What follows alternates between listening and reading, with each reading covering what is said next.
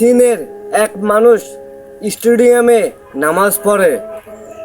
এই পুলিশ ভাইটা ধরলো নামাজ এখানে পড়তে পারবে না। যে ভিডিও করে, ভিডিও ফুটেজটা দেখাইলো, যে করে সে বলল নামাজ পড়তে হবে, আপনি বাধা দিতে পারবেন না। দেখেন না এই ভিডিওটা ভাই, এই ভিডিওটা শেয়ার করে দিবেন আপনারা ঝড়ের গতিকে।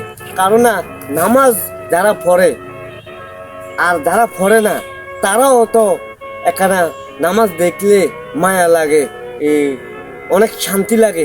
কেননা পুলিশ প্রশাসন এরকম করলো তার সাথে।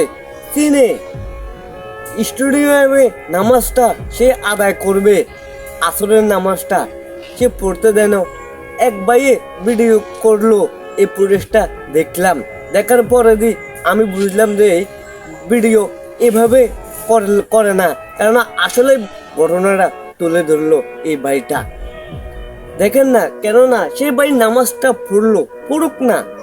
নামাজ পড়তে কয় মিনিট লাগে, কয় সময়, আপনার 2-3 ঘন্টা সময় লাগে, হাইস গেলে তার 5 মিনিট লাগবো না 6 থেকে 7 মিনিট।